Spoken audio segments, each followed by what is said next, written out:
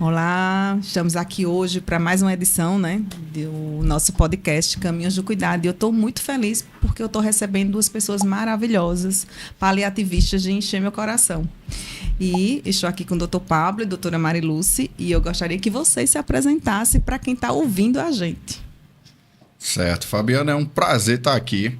Eu que adoro esse formato de podcast, que a gente tem como desenvolver um tema tão importante quanto esse, é um tema tão atual, tão relevante, que é que são os cuidados paliativos, né? Nos últimos anos, houve uma inversão dessa pirâmide demográfica no Brasil e esse tema veio à tona. Algo que ficava ali numa caixinha, escondido, que era um tabu, hoje está cada dia mais debatido. Eu sou Pablo, eu sou médico, eu sou advogado, eu sou gestor em saúde. Eu estou hoje na coordenação geral assistencial do Hospital da Unimed, onde tenho a oportunidade de trabalhar com vocês. Também faço parte da gestão do SUS, na direção do Hospital da Criança e do Adolescente daqui de Campina Grande. E vim aqui aprender com essas duas feras aqui nesse nosso encontro. Obrigada, Pablo. Olá, Fabiana, boa tarde. Eu sou Mariluce, né? Para quem não me conhece, eu sou médica com pós-graduação em cuidado paliativo, né? E estou começando a minha trajetória agora frente à Unimed.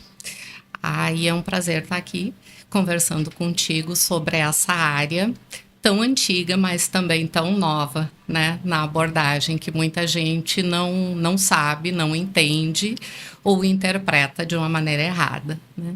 Minha formação primeira é como médica de família e comunidade. Eu acho que o cuidado paliativo tem tudo a ver com cuidado, com gente, com humanização e ver o outro como um todo.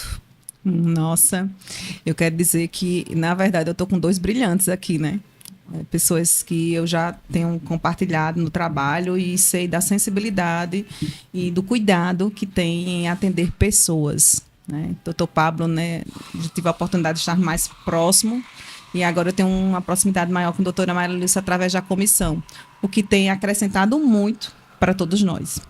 E aí eu gostaria de perguntar para vocês qual o maior equívoco que ainda existe quando falamos de cuidados paliativos. Que equívoco é esse? Doutora Mariluce, sempre fica à vontade. Eu acho que eu sigo aquela máxima, né? Primeiro as damas, sempre fica à vontade para tomar a palavra, certo? Tá bom, eu okay. Pode ficar à vontade. Em seguida eu complemento. Eu acho que o maior equívoco ainda continua sendo o pensamento de que cuidado paliativo é para final de vida, né? Cuidado paliativo, ele sempre foi ligado historicamente ao cuidado de pacientes oncológicos. Mas hoje em dia, a gente sabe e faz muito mais do que o tratamento de pacientes oncológicos. A gente está inserido em todas as áreas da medicina. Como o Dr. Pablo falou, a nossa população está envelhecendo, né? Então, as doenças que atingem a população geriátrica, elas estão aumentando, né? As demências, principalmente, a gente trabalha muito com pacientes com distúrbio neurológico, né? Uhum. Área cardíaca também, doenças cardíacas avançadas, doentes renais, os próprios oncológicos. E a área paliativa em criança, também uma coisa que merece muita atenção hoje em dia, porque existe, embora seja uma área difícil, é uma área necessária, né? E os outros segmentos também. A área pulmonar tem as doenças crônicas, doenças infecciosas, HIV, são doenças que exigem um cuidado, do cuidado paliativo, que a gente antes não tinha essa visão. Equívocos existem de outros tipos também, né? Uhum. São alguns aí que persistem ao longo do tempo e a gente tenta desmistificar, né? Aquela história de que cuidado paliativo só é nos últimos dias, cuidado paliativo é deixar de atender, é deixar de assistir, é deixar para lá, e não é. É muito mais do que isso. É muito mais humano do que esse lado de pensar que é só para o final de vida. Verdade. É isso aí. E cuidados paliativos, como a doutora bem frisou, Fabiana. Depois, você citou aí da formação da nossa comissão de cuidados paliativos. E antes disso, quando eu estava ali na coordenação do SADIL, já com esse perfil de paciente mais idoso, mais crônico, tinha crianças também, mas era uma fração mínima. Então, a gente ia estudar e aprender um pouco mais sobre paliação. E o tabu é aquele grande mito, paliar. Paliar é o fim, é aquele que não tem mais o que fazer, mas na verdade não é. Quando a gente vai entender um pouco mais daquilo que significa, a gente percebe que é o fim, mas é o fim daquele sofrimento desnecessário ao paciente. É quando a gente deixa de fazer coisas que vão causar malefício ao paciente, procedimentos desnecessários, exames desnecessários, praticar distanásia. Eu escutava hoje, doutor, uma entrevista de doutor Drauzio Varela, e ele entrevistando outros professores, outros especialistas em paliação, e ele fez uma pergunta interessante. Ele perguntou se a paliação ela podia tratar de pacientes curados. Nunca tinha pensado nisso, pacientes curados. E, de fato, ela pode tratar de pacientes curados. Existem pacientes que foram curados, mas que têm sequelas crônicas daquela cura. Então, a paliação é muito além daquilo que a maioria, a sociedade ainda acredita. E a gente vai começar a desmistificar isso, né, desde pequenos núcleos aqui, como nós estamos fazendo agora, disseminar essa informação. Esse é um sonho, né, nosso. Um sonho de ver cuidados paliativos sendo realmente distribuído desde a atenção básica até mesmo na internação. Porque ainda, infelizmente, existe muito preconceito, né? As pessoas, pela essa questão de muitos anos, ouviram dizer que cuidados paliativos era para quem estava em fim de vida, para quem não tinha mais nada para fazer. Então, começa daí essa questão do preconceito. Não, meu pai tem muito o que se fazer, e ele não está em cuidados paliativos. E cuidados paliativos, ele está no início. Ele está assim que existe o diagnóstico. E aí eu aproveito e pergunto para a doutora Mariluce, quando precocemente a gente inicia os cuidados paliativos, o que muda? Muda tudo, né?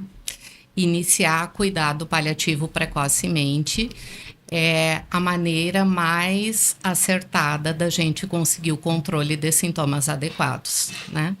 Quando a gente inicia os cuidados paliativos junto ao diagnóstico de uma doença incurável ou de uma doença que foi curada, como o Dr. Pablo falou, mas deixou alguma sequela importante, a gente consegue uma melhor resolutividade, né? Porque é muito difícil a gente pegar um paciente que foi encaminhado nos últimos dias de vida e conseguir um domínio dos sintomas. Então, muitas vezes, as pessoas acham que a hora de encaminhar o paciente é na fase final. E a hora de encaminhar o paciente é quando o diagnóstico de doença crônica ou incurável é feito. Esse é o momento que a gente costuma ter um melhor resultado. A gente acompanha, junto com o especialista focal, junto com os médicos assistentes, e à medida que vai vendo a trajetória do paciente, a história natural da doença, o avanço, a gente consegue uma melhor qualidade de vida, um melhor conforto, né? Conforto não é uma palavra muito adequada, mas assim, traduz muito bem o objetivo, que é aliviar sofrimento, né? Verdade. Então, quanto mais precoce possível, quanto mais precoce é o ideal. Ótimo, é isso mesmo, doutora. Quanto antes, né? A gente sempre diz, o cuidado paliativo, ele está bem no início, ele vai acompanhar por toda a vida. Tanto que o Dr. Pablo estava falando agora, e eu estava pensando que paliar, né?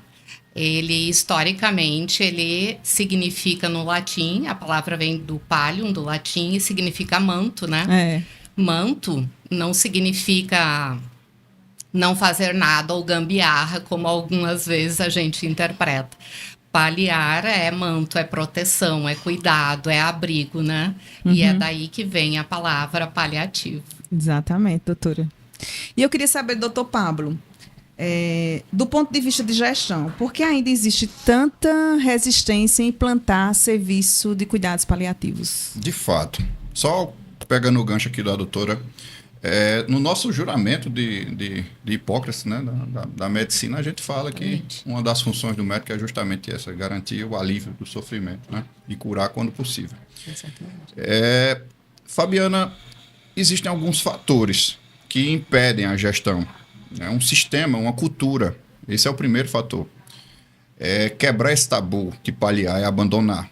Imagine você dentro de um hospital e chegar para o familiar que não entende o que é aquilo, mas que já ouviu falar esse termo, e dizer seu pai, sua mãe, seu filho vai entrar em cuidados paliativos. Então, para ele, o mundo desaba, né? Ele não entende muito bem o que é aquilo.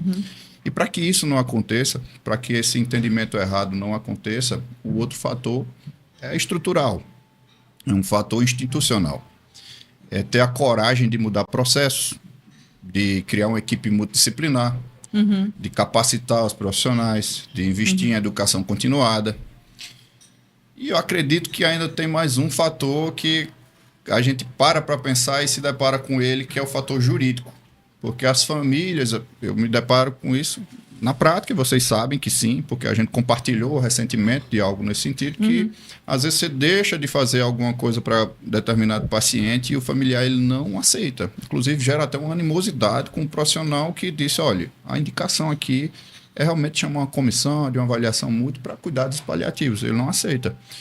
E às vezes aquele exame que ele acreditava que era necessário ser feito, que você deixa de fazer por saber que é desnecessário de fato, ele pode gerar uma celeuma jurídica. Ele pode dizer que o paciente deixou de fazer tal coisa, deixou de solicitar tal exame, tal procedimento, e judicializar isso e, de repente, o juiz também, por ainda não ser um assunto tão difundido, condenar o hospital, condenar aquele serviço, por acreditar que aquele exame era necessário. Então, são vários entraves, várias barreiras, mas nenhuma delas é tão grande que a gente não possa ultrapassar e melhorar e implantar esses serviços de paliação. E, graças a Deus, a gente já consegue, em Campina Grande, ter esses serviços começando a serem gerados nos hospitais. Eu fico muito feliz de ver essa sensibilização dos gestores em trazer esse olhar de amor e de carinho para esses pacientes e para essas famílias que precisam também serem acolhidas, não é verdade? E aí, doutora Marilúcia, plano de cuidado. Quais são os principais desafios desse processo? Eu acho que o principal é a gente conseguir conscientizar o paciente quando ele tem condições de entender, porque às vezes é um paciente com demência que já está numa fase em que ele não consegue absorver, a parte cognitiva já está limitada. A gente convencer as famílias, os familiares, os amigos, as pessoas que convivem com aquele paciente, de que cuidado paliativo é o melhor caminho. Porque muitas vezes a gente pensa, a família quer que faça tudo. O tudo, muitas vezes, não é o que a família pensa, né? Então, o grande desafio é cuidar e conscientizar a família de que o paciente está em determinada fase da vida, que a gente precisa ter cuidados diferenciados. Não, talvez, o que ela imagine, mas cuidados adequados para aquele momento. E aí eu acho que o médico não consegue fazer isso sozinho, né? Verdade. Aí entra a equipe multidisciplinar.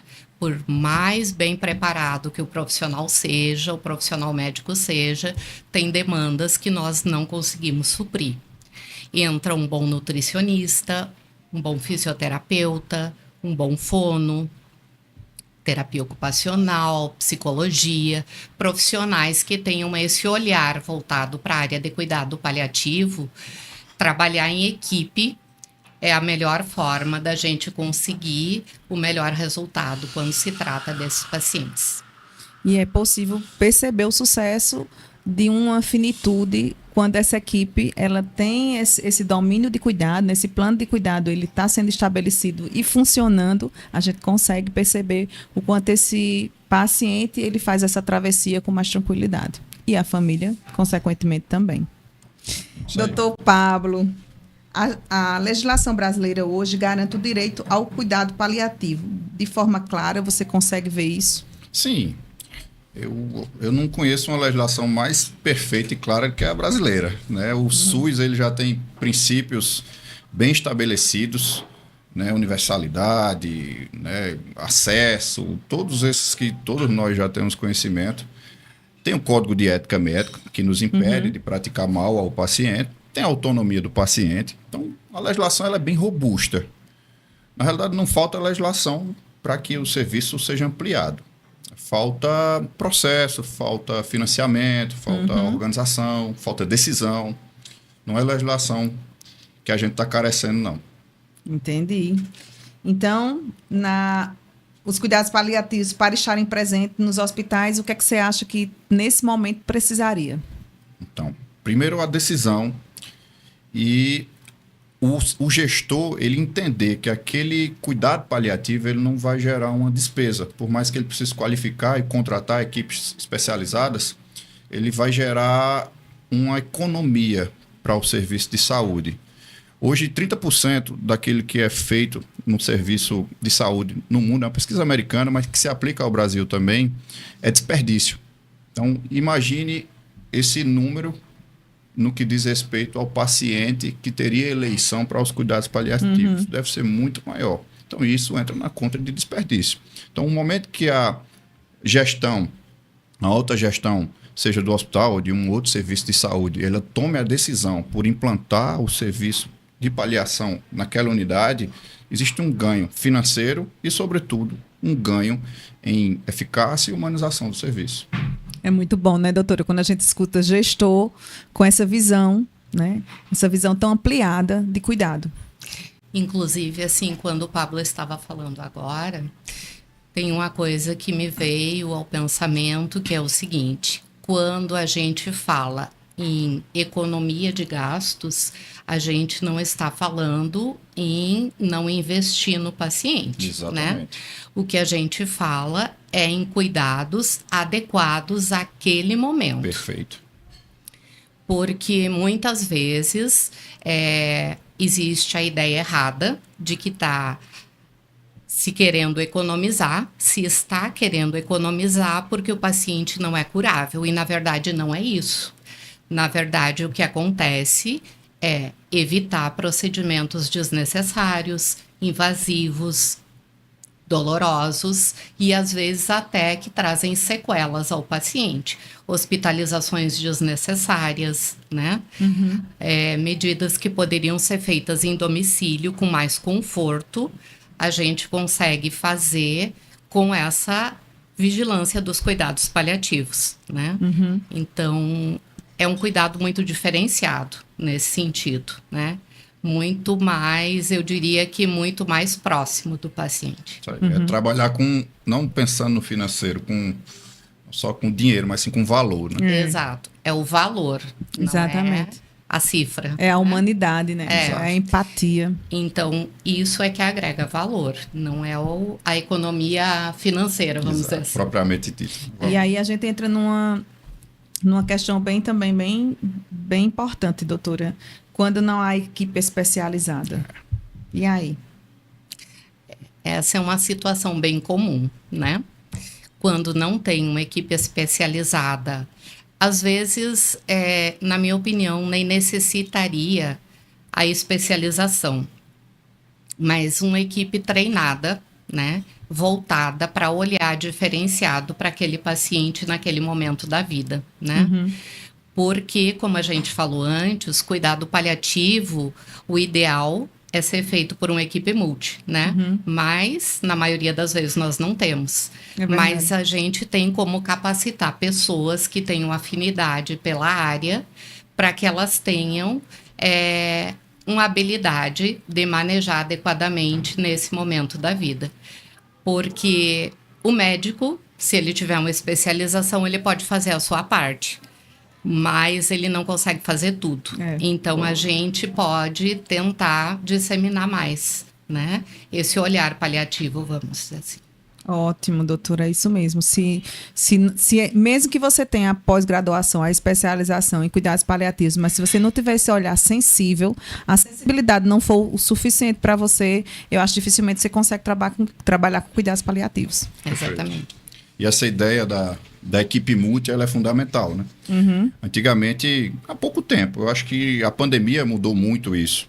A presença dos outros profissionais. Você se referia ao atendimento hospitalar, o atendimento em saúde, como atendimento médico. Eu vou para um atendimento médico agora. Hoje a realidade não é mais essa. A realidade é cada vez mais a presença da equipe multi, do enfermeiro, do fisioterapeuta, do psicólogo.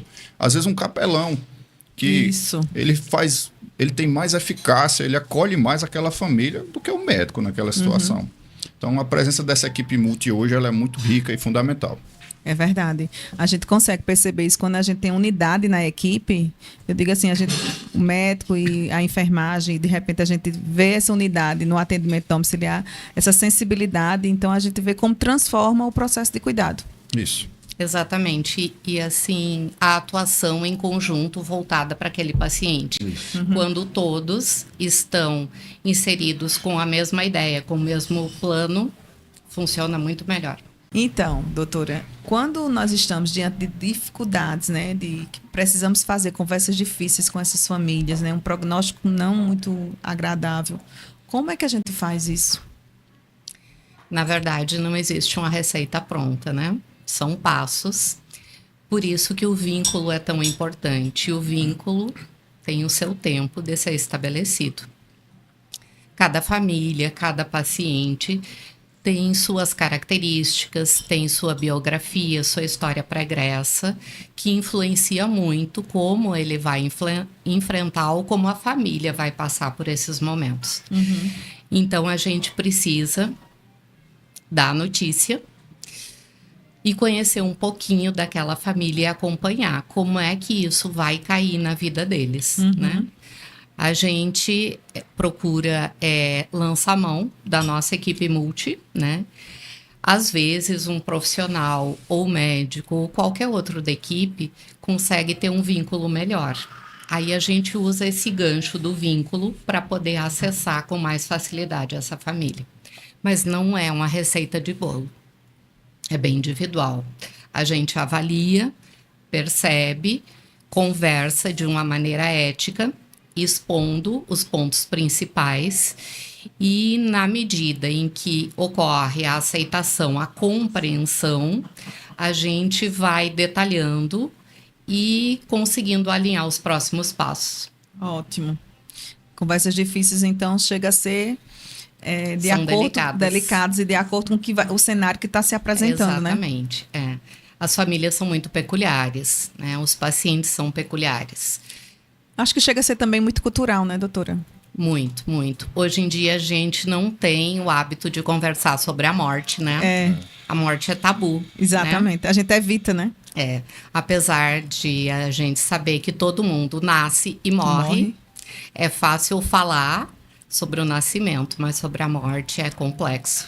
Eu trago essa fala, às vezes, quando eu estou conversando com os profissionais. Eu falo, hoje a gente sabe, se uma mulher souber hoje que ela está grávida, amanhã ela já está pensando no enxoval, pensando qual médico que vai buscar, os exames que vai fazer, vai já pintar o quarto, já vai reformular. Mas quando a gente tem um diagnóstico de uma doença que ameaça a vida, né, normalmente a gente não quer falar. E é onde a gente tem que falar. Eu preciso dizer para minha família como eu quero ser tratada. Eu preciso falar até mesmo como eu quero que proceda após a minha morte. Mas, infelizmente, a gente foi criados, né, é cultural para nós. Então, não. Pelo amor de Deus, não vamos falar de morte. Cale a boca, eu não quero falar desse assunto. É isso que a gente muitas vezes escuta. E é tão necessário e tão importante falar desses assuntos, porque é desses assuntos que nós vamos saber como tratar quando eu estiver naquele processo, né, de finitude, de uma doença que esteja ameaçando minha vida. É isso. Não é fácil, viu? Não, mas a gente tem que conversar. A gente puxa um café. Não é à toa, não. A gente toma um café. É isso aí. Às vezes a gente pega até no ato falho, né, Fabiana? A gente não gosta nem de falar de morte, mas rapaz, todo mundo sabe o que vai acontecer. Olha, se eu morrer, faça tal coisa. um ato falho. Né? A gente precisa, eu até digo lá em casa, eu já tenho minhas diretivas antecipadas de vontade. Eu quero que sigam elas. Elas podem ser reformuladas, mas já está pronta. E lá em casa, meu esposo já conhece algumas coisas. E é para ser seguido.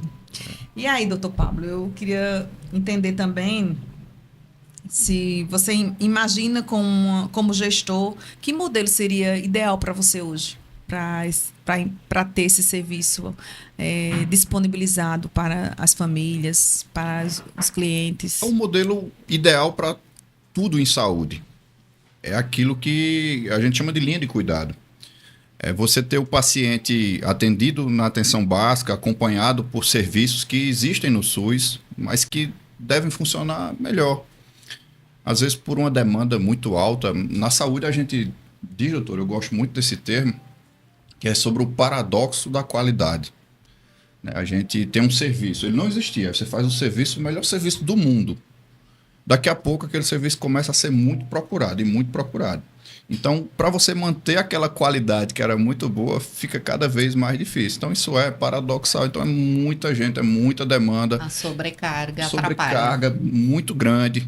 Mas a atenção básica, ela tem uma capacidade de resolução de quase que 80% a 85% de todas as demandas que existem em saúde.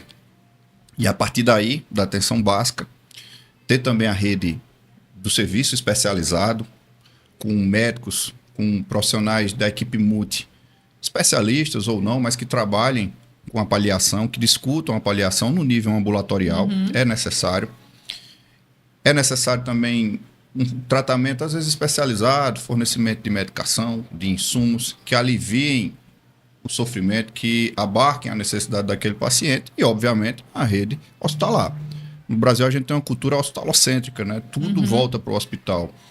Mais da metade das pessoas que procuram o hospital não deveriam estar no hospital. E isso é estatístico. É verdade. Né? Então, aquela classificação da famosa ficha verde, ficha azul, que é os pacientes mais leves que deveriam ser atendidos na atenção básica.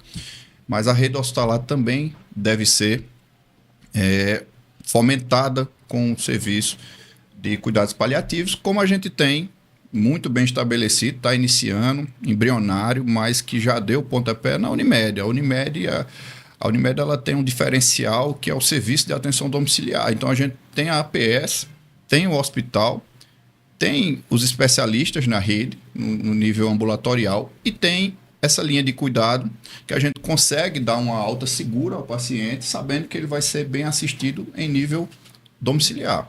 Então, esse é o cenário ideal. Uma rede integrada que preste um serviço na linha de cuidado, desde o início até o fim do paciente. É muito bom quando a gente consegue, acho que a doutora Maria Lúcia deve comungar também comigo, quando a gente tem essa parceria da família para essa assistência permanecer no domicílio, porque como a gente sabe, né, há uma tendência de levar o paciente sempre a estar no hospital. E muitas vezes a condução dá para ser feita em casa. Né? A equipe tem condição de tratar em casa, a família tendo parceira desse cuidado, isso é um caso de sucesso. Né? Mas aí precisa essa consciência, esse envolvimento, porque a gente precisa lembrar que as famílias precisam estar envolvidas no processo de cuidado. É impossível a gente só contar com o hospital, com o posto de saúde, com a atenção domiciliar. A gente precisa que essa família ela seja muito mais do que parceira, ela seja parte do processo de cuidar. Exatamente. Né, doutora? E eu queria até entender, doutora, se tiver, assim, qual a dica que você daria hoje para quem está fazendo medicina e de repente está aí querendo trilhar pela linha dos cuidados paliativos? Bom, eu não sei exatamente qual a dica. O que eu posso dizer é o seguinte: cuidado paliativo exige uma dedicação um pouco além das outras especialidades. Aliás, muito além, né? O paciente de cuidado paliativo, ele é um paciente que pode ter intercorrência a qualquer momento. Então, não é um paciente de horário comercial, né? É verdade. Precisa de uma disponibilidade, de uma acessibilidade do profissional. E, acima de tudo, saber que a morte pode ser uma companheira frequente, né? Embora a gente sempre faça tudo esperando o melhor, a nossa função é preparar também para o pior, né? Então, como são pacientes geralmente com múltiplas comorbidades, tudo pode acontecer. Então, tem que saber conviver com as perdas, né? Aí entra um pouco naquela história da onipotência, né? A gente, como médico, tem muito o foco curativo. E cuidado paliativo é mais cuidado, né? Verdade. Mas o foco curativo não é o objetivo principal. Se acontecer, ótimo, maravilhoso. Mas não é o nosso dia a dia. Então ficou a dica. Ficou a dica aí, gente. Você que está fazendo, graças a Deus, a gente tem visto muita busca por essa linha, né, de cuidado paliativo. Eu fico muito feliz depois da legislação. E eu até pergunto para o doutor Pablo o que é que você espera depois da legislação para a gente aqui no Brasil sobre cuidados paliativos. Então, um grande marco, né? Um ganho para... Aumenta o debate. Eu disse no início que seria uma aula e, de fato, é. Eu ouvi a doutora dando essas dicas, os médicos que estão em formação aí se apeguem a essas dicas, porque, de fato, é uma área pouco explorada ainda, uma área muito aberta, muito ampla, que tem poucos profissionais com disposição e com capacidade técnica para atuar. E é cada vez mais com essa ideia da longevidade que a gente tem visto aí, vê em rede social, né, na mídia, no dia a dia, né, cada vez parece que vivemos uma época agora que é a população que menos consome álcool no mundo, de não sei quantos anos, séculos. Então, o pessoal vem se cuidando. A pirâmide vai cada vez mais. E o paciente vai ficar mais velho, vai precisar desse tipo de cuidado. Então, pensando em mercado, pensando em cuidado, pensando em vocação, sobretudo, o cuidado paliativo é um grande nicho da medicina. E é um dos pilares para que a gente implante, de fato, o cuidado paliativo. O financiamento, né? Tem que ter. Ajuda. Vicente Falcone, ele é um grande consultor em várias áreas, sobretudo em saúde. Ele tem um livro que o que importa é o resultado. E ele afirma lá categoricamente que não se faz nada sem a parte financeira, absolutamente nada. E, de fato, né, a gente sabe da demanda, a demanda é altíssima. Os dispositivos necessários para ter um paciente em domicílio são caros, é necessário investimento, é necessário uma rede de regulação bem estruturada. O SUS tem uma rede de regulação que funciona muito bem, em nível hospitalar, mas ainda precisa melhorar no nível ambulatorial, nas especialidades e, sobretudo, na atenção domiciliar. Precisa melhorar bastante. E, por fim, também a formação do médico, né? Como a gente discutia aqui nos bastidores, né? A gente não via falar isso na formação de medicina, sobre cuidados paliativos. Às vezes uma pincelada dentro de uma matéria ou outra, mas na grade curricular é difícil encontrar, é muito difícil mudar uma grade num curso de medicina, mas é necessário, por conta dessa inversão da pirâmide e da crescente população de pacientes nesse nível de cuidado, que é o cuidado paliativo. A gente já consegue ver por aí movimentos, né, para mudar essa grade curricular e cuidados paliativos estarem como disciplina. E eu estou muito feliz por isso. Eu já vi, inclusive, é uma briga que a doutora Ana Cláudia, lá em São Paulo, tem enfrentado, tem empreitado para fazer essa alteração. E, doutora Mariluz, parece que o doutor Pablo conseguiu se apaixonar pela área de cuidados paliativos. Será? Eu sou apaixonado por saúde. É verdade. Eu sou entusiasta da saúde. Você é entusiasta pelo aquilo que você demanda, assim, cuidado. A gente percebe essa sua sensibilidade. Quando você esteve lá no Sadio, a gente conseguia ver esse cuidado. Ele ia na casa do paciente, então ele ouvia, que eu acho isso muito interessante, né, doutora? A gente tem que ter esse ouvir, né? A gente nem sempre precisa falar, a gente precisa ouvir. E o ouvir traz para a gente os caminhos para acertarmos no cuidado. Às vezes, Fabiana, a gente viu uma reclamação de um familiar que, poxa, por que ele reclama tanto? E aí, quando eu ia lá, eu entendia que aquela reclamação nada mais era do que um familiar buscando o melhor para o seu paciente, para seu pai, para sua mãe. E aí, se você não for pro chão da fábrica, você não vai entender a dor. É verdade. E eu sempre digo assim, não existe família difícil. Existe uma dor que não está sendo acolhida. Né? Porque muitas vezes a gente chega nas residências e assim, a gente, eu sofro aquele impacto, às vezes, assim, né? Mas aquilo não é necessariamente para mim, assim, não sou eu, não é sobre mim, mas é sobre uma dor que essa família está vivendo que queria que fosse visto. E aí a gente tem que ter muito essa sensibilidade, esse cuidado, né, de fazer esse contorno, de trazer esse olhar e esse ouvir de uma forma que a gente também dê para eles opções de escolhas. Isso. Não é isso? É por isso que o cuidado paliativo é diferente. Eu acho por isso que ele tem um plus. Aqui tem três apaixonados, né? Com certeza. Então, e a gente eu espero ouvir daqui a um tempo muitas pessoas falando e praticando, porque não só falar, mas praticar, né? E que não sabe, mas que busque. É como a doutora Mariluz trouxe, né? Não é necessariamente a especialização, a pós-graduação, o curso de cuidados paliativos, é exatamente o seu coração humanizado para cuidar. Eu acho que aí é o primeiro ponto para a gente conseguir fazer cuidado paliativo, não é verdade? Isso aí. Exatamente. Então, cuidar não é desistir. Né? É oferecer dignidade, qualidade de vida, respeito e escolhas. E nessa tarde de hoje eu só quero agradecer. Agradecer ao doutor Pablo, agradecer à doutora Marilúcia, esse carinho, esse respeito com o nosso podcast. Estar trazendo tanto assunto importante, tantas falas ricas, experiências de vocês. E eu creio que a gente vai conseguir espalhar esse movimento. Vamos conseguir fazer pessoas sentirem a necessidade de cuidar de forma diferenciada. Cuidado paliativo, desde então, eu sou apaixonada, sou uma vibradora, eu tento exercer, né, porque ninguém faz cuidado paliativo sozinho. O cuidado paliativo ele é formado por todos os profissionais e, principalmente, com a ajuda dessa família. Então, assim, eu estou muito feliz de estar com vocês aqui e quero deixar para vocês aberto para os agradecimentos, para o recado e a mensagem que vocês queiram deixar nessa tarde.